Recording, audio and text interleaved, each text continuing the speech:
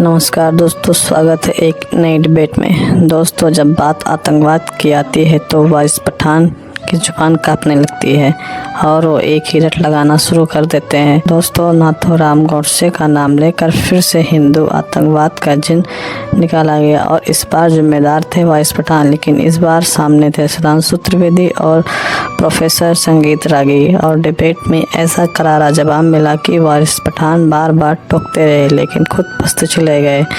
आतंकवाद पर वारिस पठान की सोच बिल्कुल सिलेक्टिव निकली। न कश्मीरी हिंदुओं का पलायन, न बंटवारे के वक्त हुए नरसंहार, लेकिन जैसे ही भगवा दिखा उन्हें आतंकवाद की बू आने लगी। सुधांशु त्रिवेदी ने साफ कहा, भगवा वो है जो राम के रथ पर लहराया, कृष्ण के कंधे पर चमका और गीता का संदेश है। उसे आतंकवाद से जोड़ना न केवल मूर्खता है बल्कि हिंदू समाज का अपमान है। और रागी जी ने भी वारिस पठान की आंखों में आग डाल कर वही पूछा, आतंकवाद का मजहब नहीं होता है, लेकिन आपका गुस्सा हमेशा भागवा फौजी क्यों निकलता है? दोस्तों, चलिए शुरू करते हैं डिबेट को।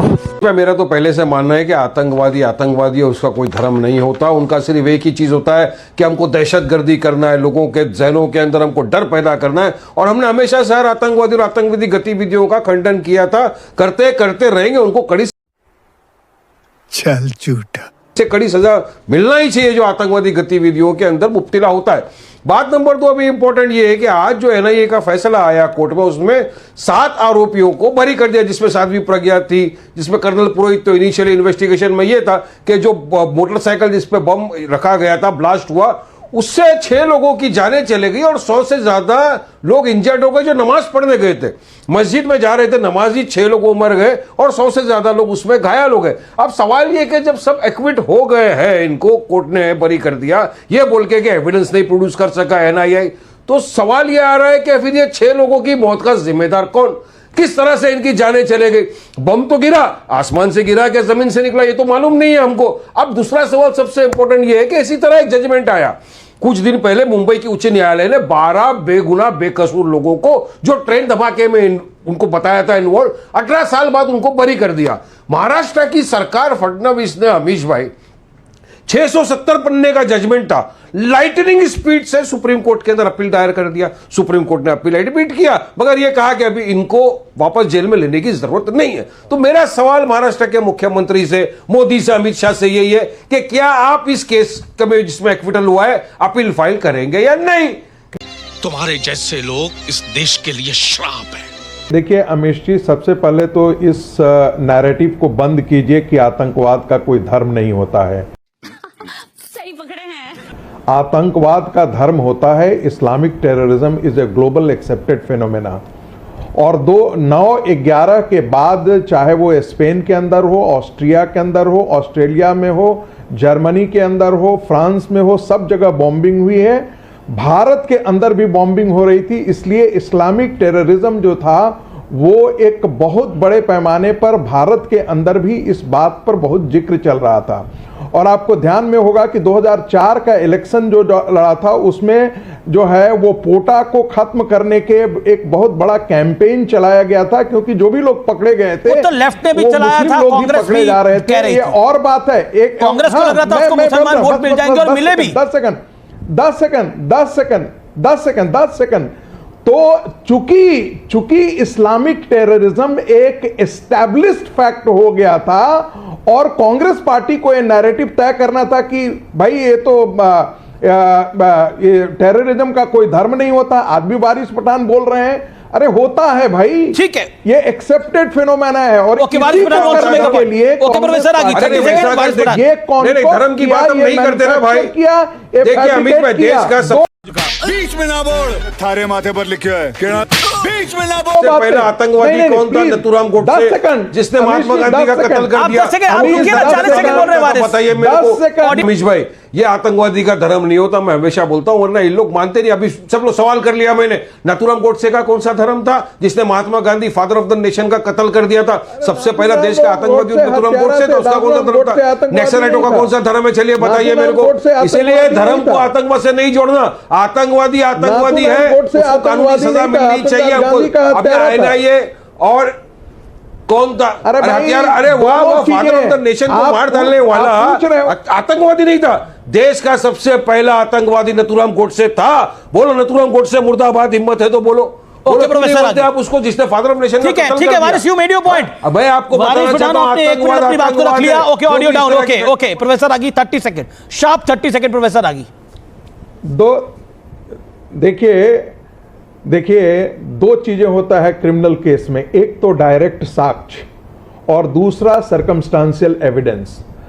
डायरेक्ट कोई भी साक्ष्य नहीं प्राप्त हुआ है, इसका मतलब कि यह पूरा केस फैब्रिकेटेड था, यह पूरा केस कॉन्कॉक्टेड था, यह पूरा केस मैन्युफैक्चर किया गया था। ऑब्जेक्टिव क्या था? बार बार मैं जिक्र कर रहा हूं, शुरुआत के दिनों से ही इसका ऑब्जेक्टिव यही था कि ताकि हिंदुओं को भी, चूंकि इनका एक बड़ा वोट बैंक था जो मुस्लिम वोट बैंक था, उसको ये कंसोलिडेट करने के लिए, ये कहने के लिए कि हिंदू भी आतंकवाद में शामिल है, ये थियरी नैरेटिव के डेवलप करने के लिए डेवलप किया गया ताकि मुसलमानों को ये आपको 10 सेकंड दूंगा, लेकिन विवेक का वोट बैंक। न याद हो, मगर हमारे जो पैनल पे बैठे सारे लोगों को याद होगा, तकरीबन 20 साल पहले 2004-5 में, जैसे आज व्हाट्सएप चलता, उस समय केवल मैसेज चलते थे, एसएमएस, और खूब एसएमएस सर्कुलेट हो रहे थे। उसमें लिखा होता था हर मुसलमान आतंकवादी नहीं होता, पर हर आतंकवादी मुसलमान क्यों होता है। अब अरे बाप रे, ये तो धोती खोल रहा है। ये नैरेटिव इतना पिकअप करता चला जा रहा था कि कांग्रेस और लेफ्ट को बड़ा अनकंफर्टेबल महसूस हो रहा था। और मैं ये भी कहना चाहूंगा, जो कह रहे हैं कि आतंकवाद का पोटा तो चलिए भाजपा लाई थी, अटल जी की सरकार, हटाया मनमोहन सिंह सरकार ने। इससे पहले भी एक एंटी टेरर एक्ट आया था राजीव गांधी के जमाने में, टाडा, और हटाया गया नरसिम्हा राव के जमाने में। किस आधार पर? कि मुसलमान ज्यादा पकड़े जा रहे हैं। अरे भाई, उसमें खालिस्तानी भी पकड़े गए, एलटीटी वाले भी पकड़े गए, नक्सल भी पकड़े गए, नॉर्थ ईस्ट वाले भी पकड़े गए, मगर हो हल्ला मचा एक ही को लेके। अब मैं ये पूछना चाहता हूं कि अभी वारिस पठान साहब के दिल में बड़ा दर्द हो रहा था कि मालेगांव मस्जिद में जो ब्लास्ट हुआ, इसमें 6 लोग मारे गए।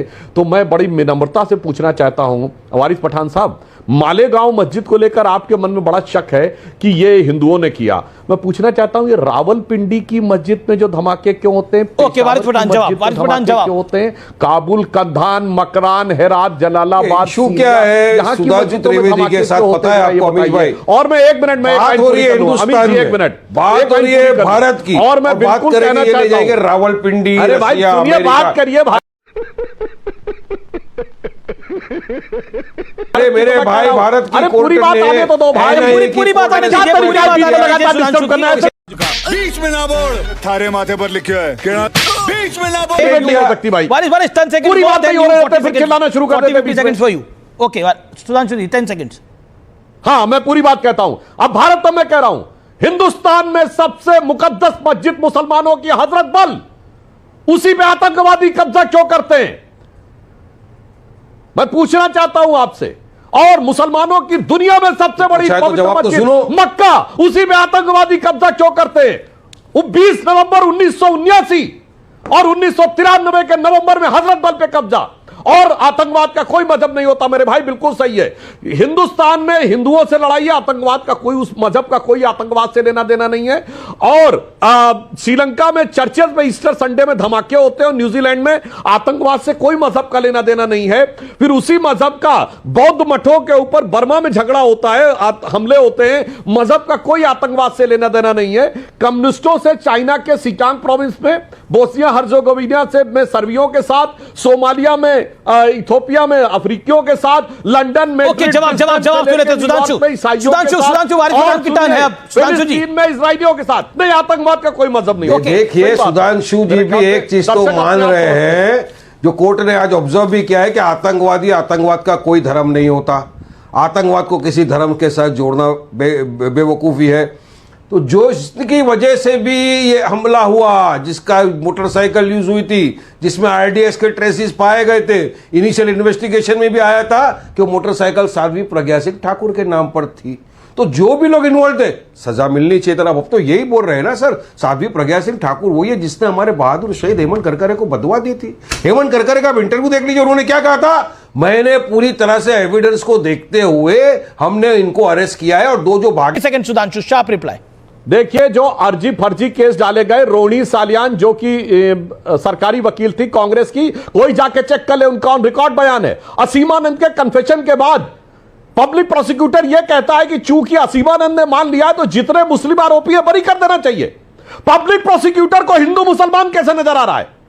रोहिणी सालियान का ऑन रिकॉर्ड दिया गया बयान है कि इनोसेंट मुस्लिम टारगेट हो रहे हैं। भाई पब्लिक प्रोसिक्यूटर के लिए सिर्फ आरोपी है और हर आरोपी एक एक्सक्लूसिव केस है और उसके आरोप की सिर्फ टेक्निकल आधार के ऊपर प्रोफेशनली लीगल जवाब देना चाहिए। अगर कोई यह बोलता है कि असीमानंद के बयान जिस पे वो चार्जेस तक नहीं फ्रेम कर पाए, वो कौन सा बयान जो तिहाड़ जेल के अंदर एक मैगजीन को इंटरव्यू दिया गया जिस पे जेलर टर्मिनेट हो जाना चाहिए कि एक जेल में बंद अपराधी के साथ किसी मैगजीन ने इंटरव्यू कैसे किया, उस इंटरव्यू को उल्टा इकबालिया बयान मानकर कोई पब्लिक प्रोसिक्यूटर यह कहे कि इसके बेस पे सारे मुस्लिमों को छोड़ देना चाहिए।